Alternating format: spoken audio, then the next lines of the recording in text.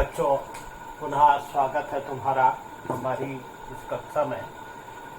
हम लोग जो लास्ट टर्म तक पढ़ रहे थे वो ह्यूमन हेल्थ एंड डिजीजेज के बारे में हमने पढ़ा, और उस ह्यूमन हेल्थ एंड डिजीजेज के बारे में अब आगे जो हम आज पढ़ेंगे वो पढ़ेंगे रोगों के प्रकार के बारे में, या जिसको हम कहेंगे types of diseases. Types of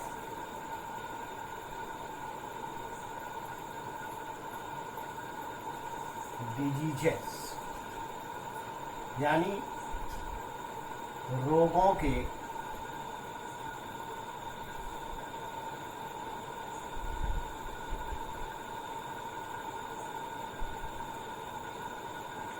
प्रकार।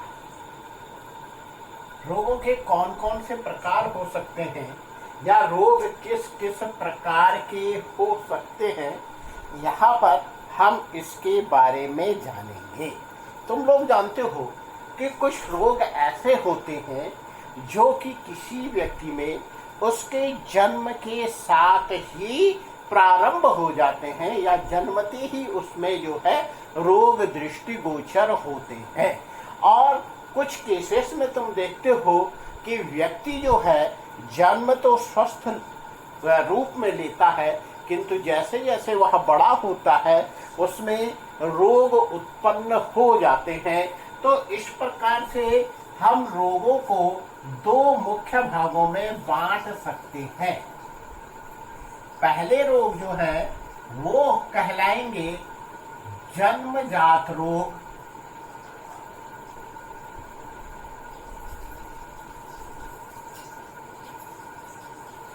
या जिनको हम लोग कॉन्जेनाइटल डिजीजेस कहेंगे।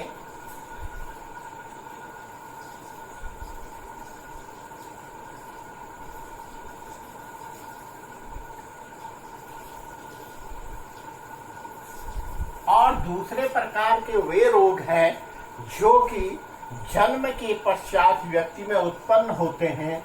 इनको हम लोग उपार्जित या अर्जित रोग कहते हैं। उपार्जित या अर्जित रोग इंग्लिश में ये कहलाते हैं एक्वायर्ड डिजीजेस।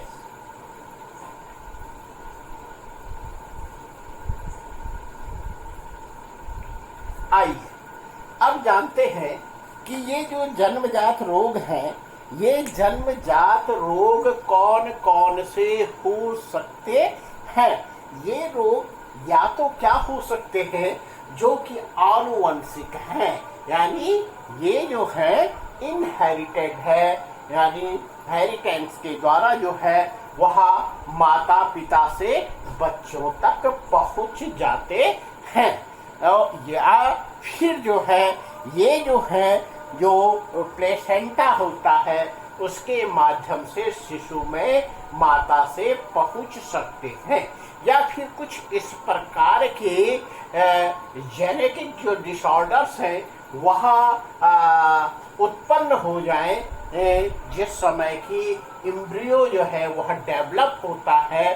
तो उस डेवलपमेंट के दौरान ही जो फिजियोलॉजिकल या फिर जो डेवलपमेंटल डिसऑर्डर्स हैं वह उत्पन्न हो जाते हैं। तो व्यक्ति में जन्मजात रोग उत्पन्न होते हैं। यानी कि इसमें क्या होंगे, मोस्टली अगर हम बात करें तो ये जो जन्मजात हैं ये इनहेरिटेड डिजीजेज ही हैं, या अचानक से जो है वह म्यूटेशन उत्पन्न हो जाए तो उसके कारण भी जो है क्या हो सकता है, जन्मजात रोग उत्पन्न हो सकता है। अब जो उपार्जित रोग हैं, इन उपार्जित रोगों को हम पुनः दो भागों में बांट सकते हैं। एक तो वे रोग हैं जो कि संचारी होते हैं,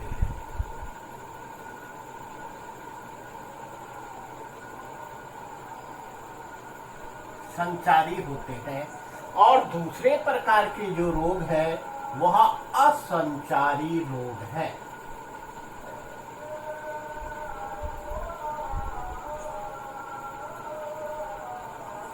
संचारी रोग, जो संचारी रोग है, इनको हम कम्युनिकेबल डिजीजेज भी कहते हैं।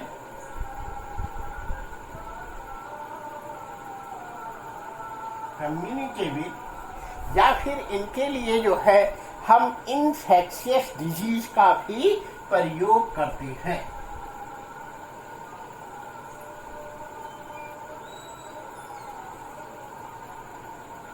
डिजीज और जो दूसरे असंचारी रोग हैं वो कहलाएंगे नॉन कम्युनिकेबल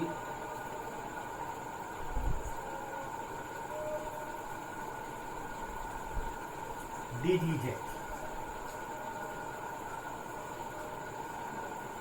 असंचारी यानी कि जो एक व्यक्ति से दूसरे व्यक्ति में नहीं फैलते हैं वे असंचारी रोग है, या नॉन कम्युनिकेबल या नॉन इन्फेक्शियस डिजीजेस हैं। और वे रोग जो कि एक व्यक्ति से दूसरे व्यक्ति में फैल सकते हैं वे संचारी रोग कहलाते हैं। अब ये संचारी रोग भी जो है यह दो प्रकार के ये रोग भी हो सकते हैं।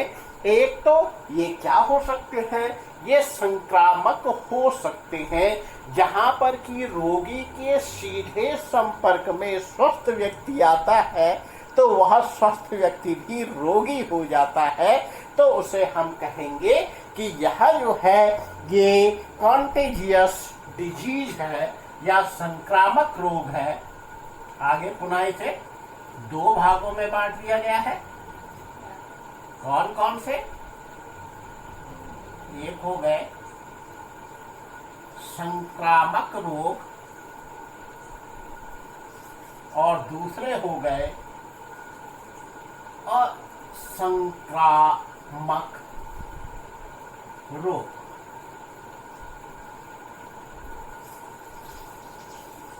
अब ध्यान दें, थोड़ा पहले मैंने इंग्लिश में भी लिख लेता हूं। Contagious diseases and non-contagious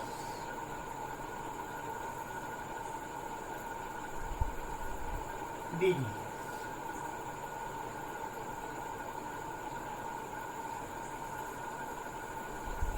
यानी कि यदि जो स्वस्थ व्यक्ति है वह रोगी के संपर्क में आता है, सीधे संपर्क में आता है, तो वह भी रोगग्रस्त हो जाता है, तो इस प्रकार का रोग संक्रामक रोग कहलाएगा। जैसे कि जो आई फ्लू होता है या कंजक्टाइविटिस होता है, जब स्वस्थ व्यक्ति रोगी के संपर्क में आता है तो वह भी संक्रमित हो जाता है, तो वह संक्रामक रोग होगा। या जिसको हम कहते हैं कि ये क्या हो रहा है, डायरेक्ट जो है इसका ट्रांसमिशन हो जा रहा है स्वस्थ व्यक्ति में, और दूसरा जो है वो इनडायरेक्टली, यानी कि वह क्या हो सकता है, जो रोग के वाहक हैं, कैरियर होते हैं, उन रोग के वाहकों द्वारा, रक्त के द्वारा, सीरम के द्वारा, या फिर जो है रोगी के संपर्क में आए जल के द्वारा, या फिर जो है दूषित वायु के द्वारा, जो कि रोगी के छींकने से, खांसने इत्यादि से क्या हो जाती है, वह दूषित हो जाए, तो उससे जो है वह क्या हो जाएगा, स्वस्थ व्यक्ति भी रोगग्रस्त हो जाएगा, तो वह नॉन कंटेजियस डिजीजेस के अंतर्गत आएंगे। अब आते हैं हम असंचारी रोगों के बारे में, कि जो असंचारी रोग हैं, मैं पहले ही बता चुका हूं, ये असंचारी रोग जो होंगे वह रोगी से स्वस्थ व्यक्ति तक नहीं फैलते हैं, अपितु ये जो है विभिन्न कारणों से व्यक्ति में उत्पन्न हो सकते हैं। इनके अंतर्गत क्या क्या आएंगे? इनके अंतर्गत आने वाले जो है वो है डिफिशियंसी डिजीज,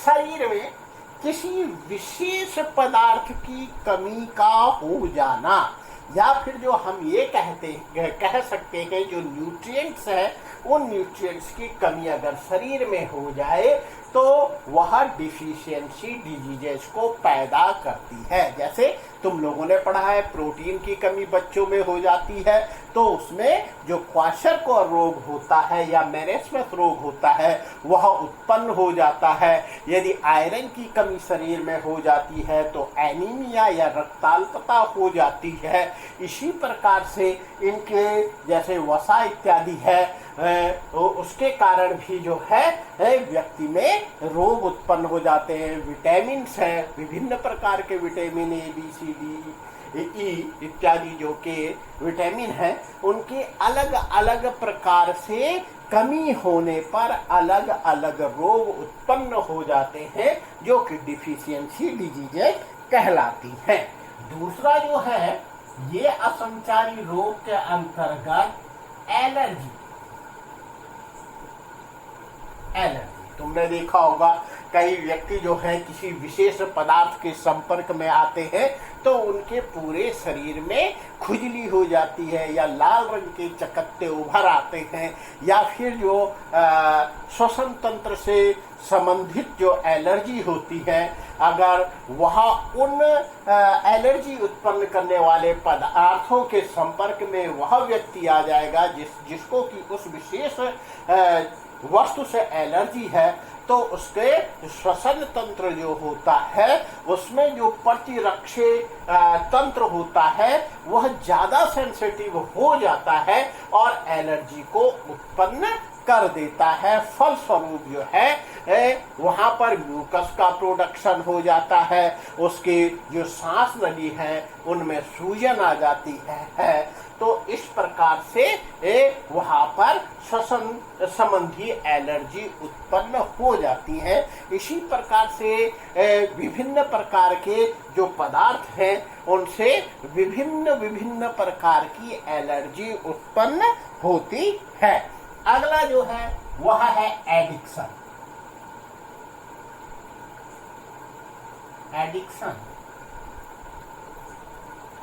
या व्यसन।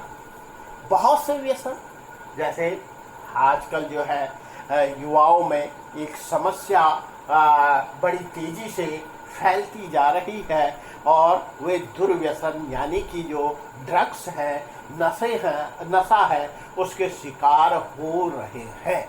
और ये जो नशा है वह उनके मस्तिष्क पर असर डालता है, उनके जो विभिन्न तंत्र हैं उन पर भी इसका कुप्रभाव पड़ता है। जैसे अधिक मात्रा में जो लोग शराब का सेवन करते हैं तो उनका लीवर डैमेज हो जाता है, कभी कभी उनकी जो इंटेस्टाइन होती है वह इंटेस्टाइन भी खराब हो जाती है।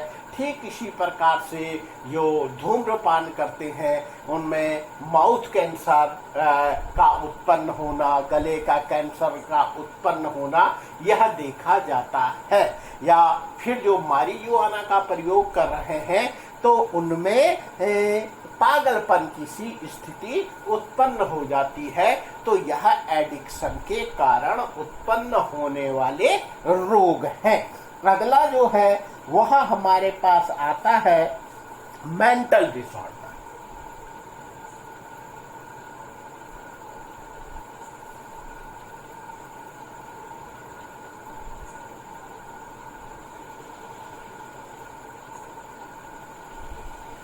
हालांकि एडिक्शन के कारण भी मेंटल डिसऑर्डर उत्पन्न हो सकता है, लेकिन अन्य और भी कारण होते हैं, जैसे अत्यधिक तनाव, चिंता इत्यादि जो है उसके कारण भी, या सदमा वगैरह जो है उसके कारण किसी व्यक्ति में मेंटल डिसऑर्डर यानी कि उसके जो मानसिक संतुलन है वह मानसिक संतुलन खराब हो सकता है।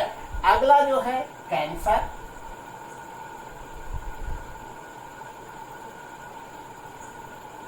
यानी कुछ कोशिकाओं का एबनॉर्मल व्यवहार जो है इसमें प्रारंभ हो जाता है। हम लोग जो कैंसर है, एड्स है और मलेरिया है उसके बारे में विस्तृत रूप से तुम लोगों को अगले वीडियो में बताएंगे। अब जो अगला है वह क्या हो सकता है, वह डिजेनरेटिव डिजीजेज हो सकती है।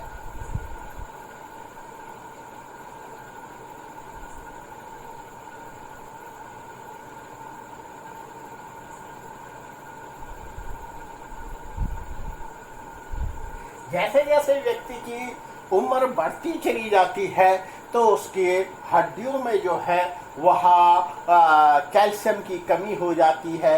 उसकी जो मसल्स होती हैं वह मसल्स जो है धीरे धीरे लूज होने लगती हैं और इस प्रकार से बढ़ती उम्र के साथ साथ जो होता है वह यानी कि अवस्था जन्य जो होते हैं, अवस्था के बढ़ने के साथ साथ उसके विभिन्न तंत्रों में उत्पन्न होने वाले जो रोग हैं वह डिजेनरेटिव डिजीजेज के अंतर्गत आते हैं। तो इस प्रकार से तुम लोग जान सकते हो जो रोगों के प्रकार हैं वह रोगों के प्रकार कौन कौन से होते हैं। ठीक इसी प्रकार से जो रोगों को उत्पन्न करने वाले कारक होते हैं उनके आधार पर भी हम रोगों का नामकरण कर देते हैं। जैसे कि अगर वायरस से उत्पन्न होने वाले रोग हैं तो हम कहते हैं कि ये वायरल डिजीजेज हैं, या फिर बैक्टीरिया या जीवाणु जिसे कहा जाता है वह जीवाणु जनित रोग होते हैं या बैक्टीरियल डिजीज होती है। ऐसे ही जो है प्रोटोजोआ से जो क्या है डिजीजेज हैं वह डिजीजेज हो सकती है। वर्म यानी कृमि के कारण जो है डिजीजेज हो सकती है। तो ये जो है अलग अलग जो रोग को उत्पन्न करने वाले कारक हैं उनके आधार पर भी हम रोगों का नामकरण कर देते हैं। लेकिन मुख्य प्रकार से हम जो रोगों के प्रकार या रोगों को जो विभाजित करते हैं वह जन्मजात और उपार्जित रोग के रूप में हम इसको विभाजित करते हैं। तो यहाँ पर अब तुम लोग समझ गए होंगे कि जो रोग हैं वो किस किस प्रकार के हो सकते हैं। अब जो मैंने तुम लोगों को कैंसर, एड्स और मलेरिया के बारे में कहा है उसे हम लोग नेक्स्ट वीडियो में तुम लोगों को बताएंगे।